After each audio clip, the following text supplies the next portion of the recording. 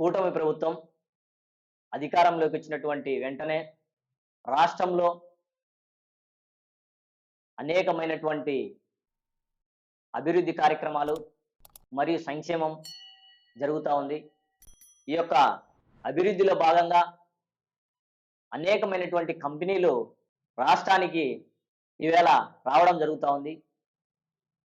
గౌరవ రాష్ట్ర ముఖ్యమంత్రి వర్యులు చంద్రబాబు నాయుడు గారు, పవన్ కళ్యాణ్ గారు, నారా లోకేష్ గారు అహర్నిశలు కష్టపడుతూ రాష్ట్ర ప్రజల కోసం, రాష్ట్రంలో ఉన్నటువంటి యువతకు ఉద్యోగాల అవకాశాలు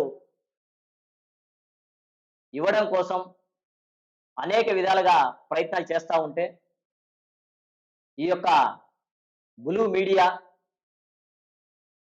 వైఎస్ఆర్ కాంగ్రెస్ పార్టీ నాయకులు కొంతమంది గత 2 రోజుల నుంచి పెట్రోల్ డీజిల్ పై 3 రూపాయల సుంకాలు పెంచేసి రాష్ట్ర ప్రజలను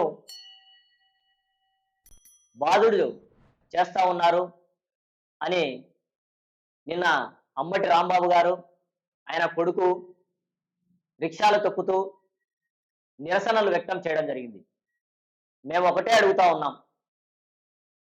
రిక్షాలు తొక్కి నిరసన కార్యక్రమం చేపట్టడం 3 రూపాయలు పెంచినందువల్ల మీరు చేస్తే 2019 నుంచి 2021 వరకు దాదాపుగా 31 రూపాయి సుంకాన్ని పెంచినటువంటి ఘనత మీ జగన్మోహన్ రెడ్డి కాదా అని అడుగుతా ఉన్నాం.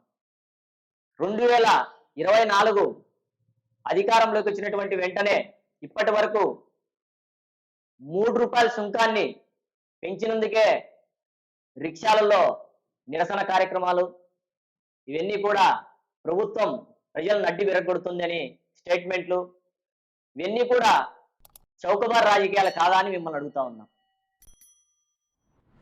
అసలు రాష్ట్రం ఉన్నటువంటి పరిస్థితుల్లో ఈవేళ దేశ రాజకీయాలు తలమానికగా ఆంధ్రప్రదేశ్ రాష్ట్రం, అమరావతి కూడా ఈవేళ అభివృద్ధి జరుగుతూ ఉంటే దేశంలో ఎక్కడ జరగనటువంటి అభివృద్ధి ఈ యొక్క ఆంధ్రప్రదేశ్ రాష్ట్రంలో జరుగుతూ ఉంది.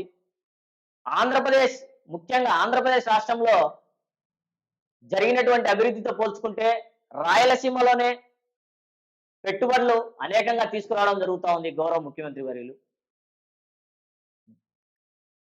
రాయల్ ఎన్ఫీల్డ్ షోరూమ్ అయితేనేమి,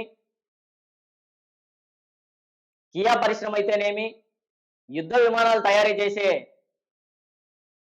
కంపెనీలు అయితేనేమి, అదేవిధంగా డ్రోన్కు సంబంధించినటువంటి కంపెనీలు అయితేనేమి, ఇవన్నీ కూడా రాయలసీమకే ప్రత్యేకంగా ఇక్కడ ఉన్నటువంటి రాయలసీమ ప్రాంతంలో ఉన్నటువంటి యువతీ యువకులకు ఉద్యోగాలు కల్పనే ధ్యేయంగా పనిచేస్తూ ఉంటే మీరు చౌకబారు రాజకీయాలు చేస్తూ వీధి డ్రామాలు మొదలు పెట్టేసినారు. అసలు 3 రూపాయలు ఎందుకు పెంచవలసి వచ్చింది? రాష్ట్రంలో, దేశంలో, ఈ ప్రపంచ దేశాల్లో అన్ని కూడా క్రూడ్ ఆయిల్ ధరలు విపరీతంగా పెరగడంతో యుద్ధం నేపథ్యంలో ఏదైతే క్రూడ్ ఆయిల్ రేట్లు పెంచారో దానికి అనుగుణంగా ప్రపంచం అంతా ధరలు పెరుగుతూ ఉంటే ఈవేళ కేంద్ర ప్రభుత్వం తీసుకున్నటువంటి ఒక నిర్ణయం రాష్ట్ర ప్రభుత్వం అవలంబిస్తూ ఉంటే దాన్ని మీరు చిల్లర రాజకీయాలు చేస్తూ ఉండడం ప్రజలందరూ కూడా గమనిస్తూ ఉన్నారు. ఇప్పటికైనా బుద్ధి తెచ్చుకొని రాష్ట్ర ప్రజలకు ఏదైతే సమస్యలు ఉన్నాయో వాటి మీద పోరాటం చేయగలిగితే మిమ్మల్ని ఆ దేవుడైతే క్షమించాడు, కానీ కనీసం అంటే ప్రజలన్నా మీకు క్షమాభిక్ష పెట్టే పరిస్థితులు కూడా వస్తాయని కూడా తెలియజేస్తా ఉన్నా. పక్క రాష్ట్రంలో ఉన్నటువంటి ముఖ్యమంత్రి వర్యులు విజయ్ గారు ప్లే కార్డు పట్టుకొని ఒకసారి ఫోటో చూపించిన దానికి గెలిచినామని చెప్పి అన్న ఫోటో పెట్టుకున్నాడు, గెలిచినాడని చెప్పినారు మీరే. పక్క రాష్ట్రంలో ఉన్నటువంటి ముఖ్యమంత్రి వర్యులే ఫస్ట్ ప్రెస్ మీట్ పెట్టింది. 3 రూపాయల సుంకాన్ని కేంద్రం పెంచినటువంటిని మేము స్వాగతిస్తున్నామని నిన్న ప్రెస్ మీట్ పెట్టడం జరుగుతూ ఉంది. అంటే ఎవరు చెప్పినా మీరు వినరా? ప్రపంచం అంతా ఒకవైపు పోతా అంటే మీరు ఒకవైపు పోతా ఉంటారు. రాష్ట్రం అభివృద్ధిని ఓర్వలేనటువంటి పరిస్థితి మీది.